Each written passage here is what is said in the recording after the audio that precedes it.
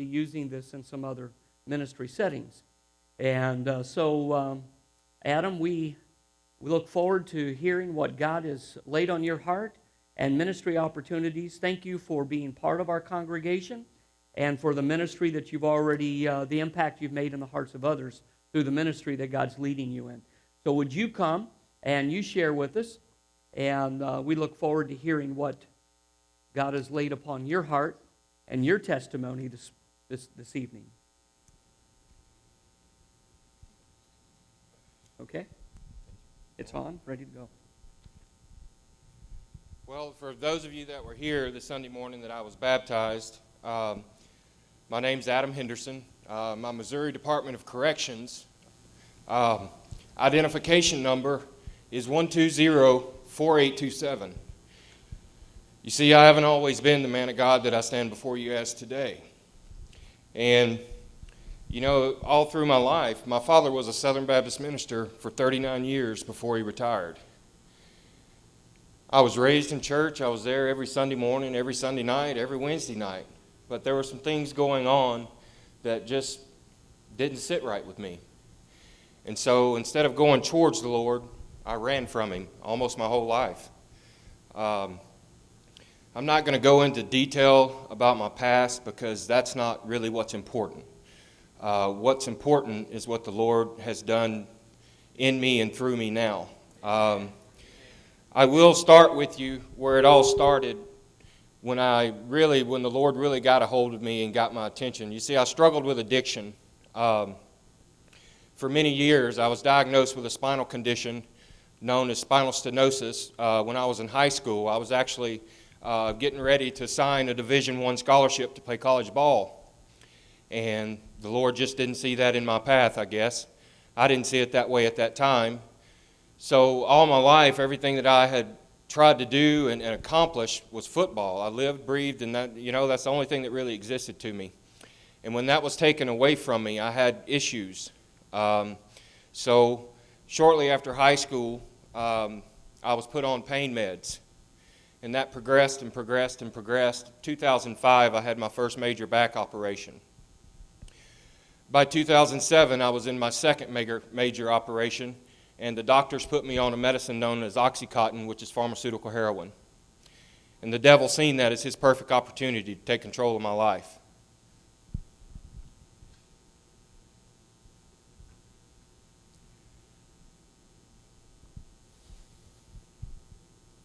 I get kind of emotional when I talk about it. Sorry about that.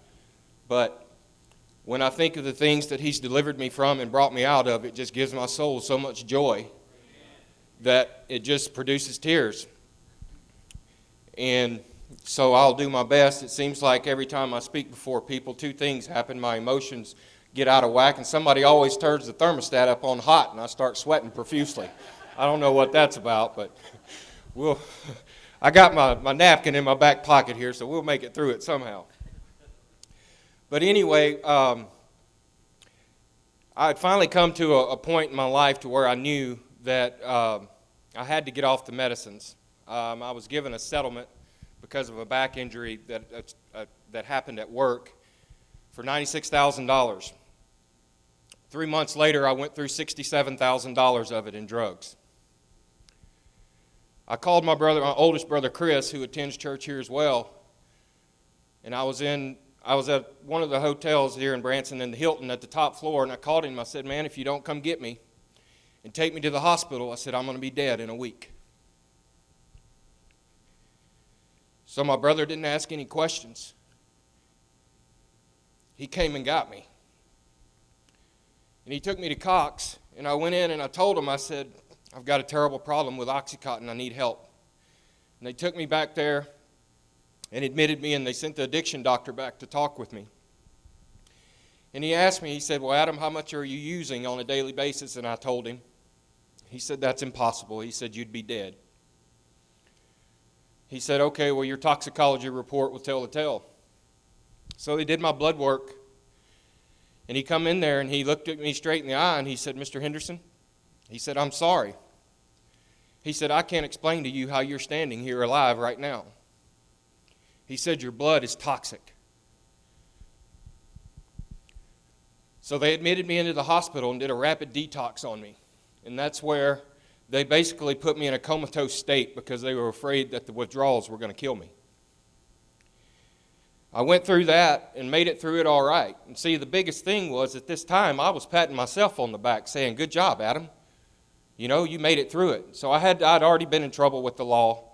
So I had to go do a 120-day treatment. And I went through that. And the whole time I was patting Adam on the back like I was doing something, that it was me bringing me through all this. Later in life did I find out I was wrong. That was in 2010. When I got out, I re-enrolled in school, was doing good, continuously patting Adam on the back, saying, "Good job, Adam, you're doing what you're supposed to be doing." And then that one person came back into my life, and Adam said, "Oh, well, you can do it just once." 5 months later, I was kicked out of school and on the run because the lifestyle that I had got back into had just turned back into what it was before, nothing but trouble. It all came to an end on August 26th of 2011 is when it really got control of me. I was down DD Highway, and at this time, I had 12 felony warrants out for my arrest, and I was actually on Missouri's top 10 most wanted. So they were looking for me everywhere. I pulled out of a resort. I was getting ready to leave. And as soon as actually for the first time, don't ask me why. I know why now, but I didn't then. I decided to let someone else drive. And I never did that before because if the cops got behind me and turned their lights on, they were going to have to catch me. Well, she pulled out, and as soon as we pulled out, the cop was waiting on us. And he turned his lights on, and she looked at me, and she said, "What do I do?" I said, "You got to pull over." Well, they pulled us over and they asked her to step out of the car. And when they did that, I seen an opportunity to get away. And I got my car down to the lake. I jumped out. And at this time, I had probably been up for about 15 days straight. And I decided to swim across Table Rock. I got in the water and I started swimming. I got about 150 yards out, and I lost every bit of energy I had. I couldn't lift my arms, couldn't lift my legs, and I started drowning. You know, it was funny when Pastor Norm was speaking on Easter Sunday. You know, he said that sometimes it takes somebody actually drowning for them really to turn to the Lord and for him to get their attention. And I remember looking over at Miss Becky, and she was smiling as I had tears coming down my face. When I was out there, I was drowning. And I had went down, and I had no more breath. And somehow I was able to make it to the top for one more breath of air. And with that breath of air, I screamed out, "God, please help me." And at that very moment, I had a sense of peace and calmness just come all over my body. I was no longer struggling to swim. I wasn't panicking anymore. The next thing I realized, I was sitting on the shore. All I can tell you is I don't remember getting there. I know I didn't do it. And so for the first time, I actually looked at God and I said, "Thank you, God." I was able to get away that night. And I called my father the next morning. And I told him, I said,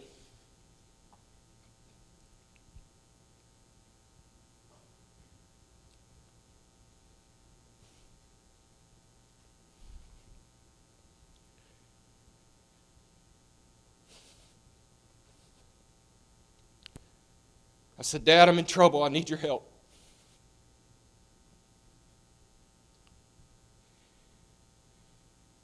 He said, "I know, son. They've already been here looking for you."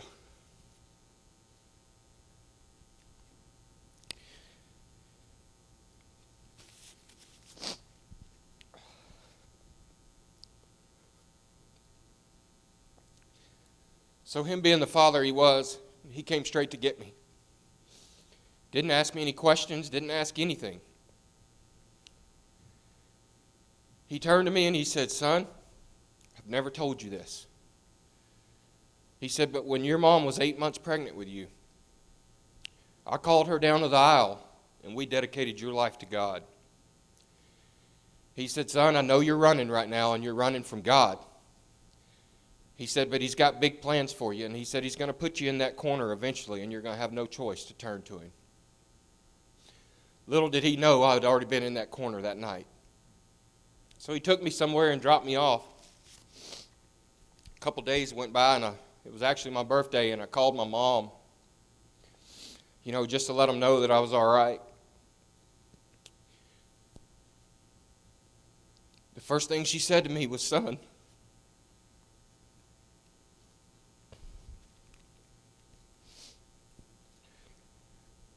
please turn yourself in. They've got wanted posters up of you with a reward on them.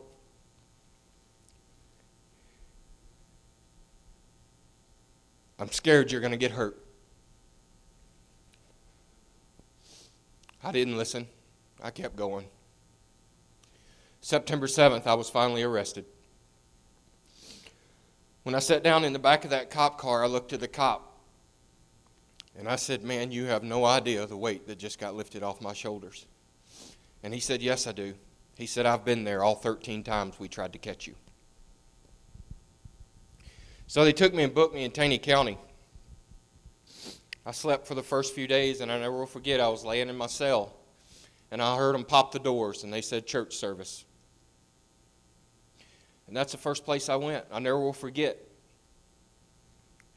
The preacher was preaching that day out of Luke 7, around verses 40 till the end of the chapter, where he came into Simon's house. And when he came in, the woman that was in there was washing his feet, and her tears were washing her, were as the water in her hair, she was using it to dry them. And as he was sitting there preaching, I felt exactly how that woman felt. Because in some way I felt the Lord standing before me, and He had just revealed my sins to me. And my heart was broken. I fell to my knees. I was crying profusely. It was one of those situations to where I just couldn't wait for the preacher to get done preaching so I could get down to the altar. And I'll never will forget, I went down and I talked to him. Because see, here in Missouri, when you have 3 of the same charges or reoccurring charges, they can enhance your charge up a level. And I actually had 16 felony drug convictions at the time. And I was facing a Class B felony in Stone County, which they were going to enhance it to a Class A felony, which meant that I was going to get 30 to life. And I turned to him afterwards and I said, his name was actually Jack, and I said, Mr. Jack, I said, what I can't figure out is why the Lord waited till my life was over to call me to Him. And I remember like it was yesterday, he turned to me and he said, Adam, your life's not over. It's just now starting. And I took that to heart. It hit home. I went back into my cell and I grabbed my Bible. And man, you couldn't get me out of it. After that, I sat down and I wrote a 14-page letter to my family, apologizing for everything that I had been through and put them through. And just I could go on and on and on about the things that I put them through and family members through and things like that. But there's one thing that I knew, and it's actually in Galatians 6, 7 through 8, where it says that what you sow in the flesh, you're going to reap in the flesh.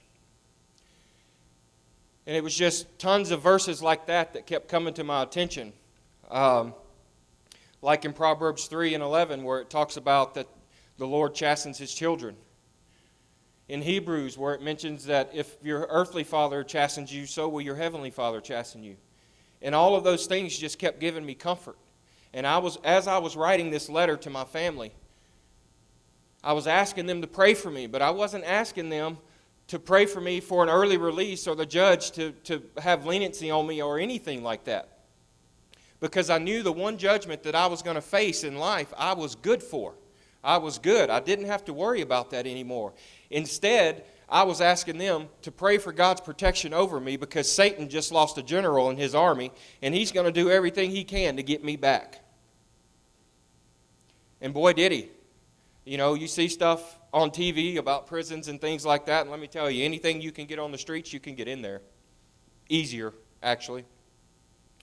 So it was a trying time, but I turned my faith to the Lord, and I kept my eye upon Him through the whole time.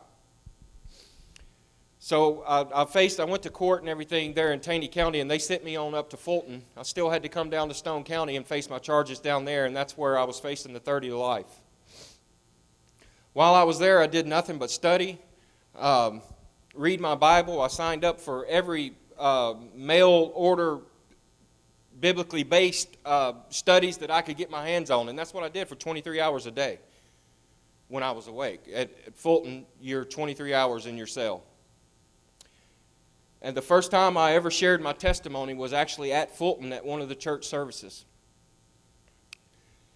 That night, 18 people came to know the Lord. And in that very instant, I knew that the Lord had big plans for me. You see, I knew that I didn't go through everything that I went through just to sit on the sidelines. Now, I know that the things that I went through was not the will of the Lord for my life, but He allowed it to happen for a reason. And I believe that reason is because of what I'm doing here today. To be able to stand and talk with people about what the Lord has done in my life and how He's changed my life. You see, I didn't even want to be around my family before this. I didn't want to be around anyone because it was all about me. You know, He took this old hardened heart that I had towards my father and my family, and I had nothing but love now. You know, my father was dealing with health issues at the time, and I was reading through Isaiah, and I came across the prayer of Hezekiah.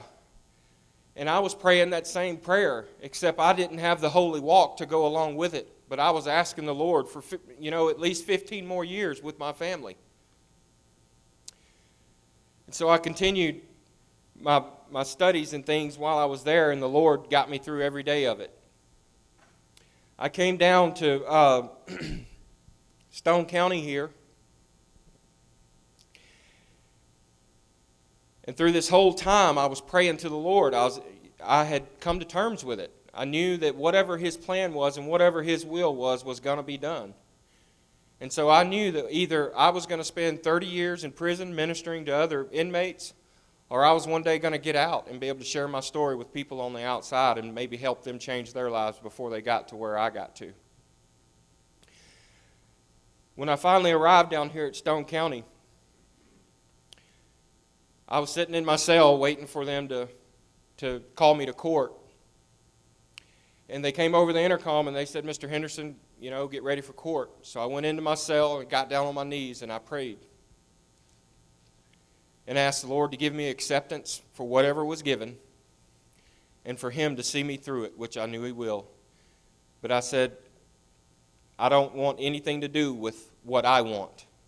I did what I want for 30-something years, and look where it got me. I said, the only thing that I'm interested in now, God, is what You want for my life. So I went into the courtroom, and Judge Blankenship was in there. I knew him well. He used to come watch me play football. And when I walked in, he said, "Adam, here's your public defender." And I said, "I don't need an attorney, Your Honor." I said, "I'm good for whatever this court has to give me. I don't deserve any breaks." I said, "But I would like to speak with the prosecutor." And he said, "Okay." He said, "Well, I will advise you against not having an attorney, but I will let you speak with the prosecutor." So I went over and spoke with him, and I just said these simple words to him. I said, I know I don't deserve anything from this court in my favor. I said, but the man that you see now is not the man that you guys have been after this whole time. I said, you see, I'm living for the Lord now. And I said, all I can ask is for you to give me an opportunity to show you that. And he said, well, Adam, he said, we're really pushing for this Class A felony. You've been in here several times. He said, but I tell you what, he said, let me think about it and let me pray about it overnight. And I said, you do that. I said, so will I. So I went back down to my cell and I continued to pray all night long. They called me the next morning over the intercom and said, Mr. Henderson, get ready for court. I went up to court that morning, and the prosecutor called me over there, and he said, Mr. Henderson, he says, I can't explain to you why I'm doing this. He said, but just something about you is different. He said, I'm not going to enhance the A, and he said, I'm not going to make you do 15 years on that Class B. He said, I'm going to give you an opportunity to show that you're not that person anymore. He said, I'm going to send you to 1 year long-term treatment. And I just fell down on my knees. Right there in the courtroom, thanking God. Because I know that there's no other reason other than His love and mercy for me that I was able to go from a 30 to life sentence to a 1 year long-term drug treatment. You know, and I promised the Lord the whole time I was locked up that I was going to spend this time preparing, studying in your word, getting ready to walk out those gates with the full armor of God at my disposal. And that's what I did. When I was at the 1 year long-term treatment program, I had the opportunity to get involved with many different things. One of the greatest things that they offered there was a Celebrate Recovery program. It's a great program. It's a 12-step program that's based on the Beatitudes, and it names Jesus Christ as your higher power. What a greater way to get rid of some things in your life than you're struggling with than putting Jesus first and naming Him as your higher power and going to Him to talk about it. So I went through that program there, and I enjoyed every bit of it. It was a great program. But one thing that I learned through all of this when I was there, that my duty as a Christian was to make myself available to others because of what I had been through. And that's what I did. I had my spot that I sat every day after I worked out by the weight pile, at a bench with my Bible, and everybody knew what I was doing there. And every day I would pray, Lord, just send me one person. Just send me one person that I can talk to today and share with them what you've done for me and what you can do for them. And almost every day I got that one person. I'll never forget one guy, after I spoke to him, he said, man, he's like, this might seem weird coming from another guy. He's like, but you're a breath of fresh air. And I said, thank you. I said, but it's not anything that I'm doing. It's what the Lord's doing through me. Because everything I know that I've been through and that I have come through and survived through, it had nothing to do with Adam. It was all the Lord standing by and protecting me for that day when He would call my name to come to Him. So, when I got out, He has blessed me abundantly. He's put people like Mr. Jack and Miss Becky Harrell in my life. He's put you guys as a church in my life. And I know that my thing, I have no idea. I know the Lord is calling me to some sort of ministry. I don't know where it is, how far away it is, or how I'm going to get there, but I know if I turn to Him continuously that He'll show me the way. I've had an opportunity to speak with Pastor Norm here about a program, and that program is Celebrate Recovery. Do you know how many Celebrate Recovery programs there are in Branson? 0. Not one. There's one in Forsyth. But how are the people going to get there that our church vans go and pick up their kids every day, or every Sunday or every Wednesday? How are those people going to get to that program? I don't know. Well, first, they'd have to know about it, I guess. Number 2, some other ways would have to be made possible for them to get there. So I wanted to speak to you guys as a church. You know, just like me as a Christian, I want to make myself available. And so I want to ask the Skyline Church to make yourselves available as a church for a program like this. You know, it's not just for addictions. There's so many things that all of us struggle with in life, whether it be grief, failures, addiction, codependency. I mean, I could go on and on and on. And this program is based on the Beatitudes. And it'll help many others in this community. And I'm sure you know as well as I do, we have an epidemic going on in this nation right now that the more that we can get the Lord's name out there in a way that He can guide them and help them, the better. So I want to thank you guys for letting me share my testimony, and I ask you as a church to just pray about the Celebrate Recovery program. And if it's the Lord's will, I know the doors will be open for it to happen. Thank you.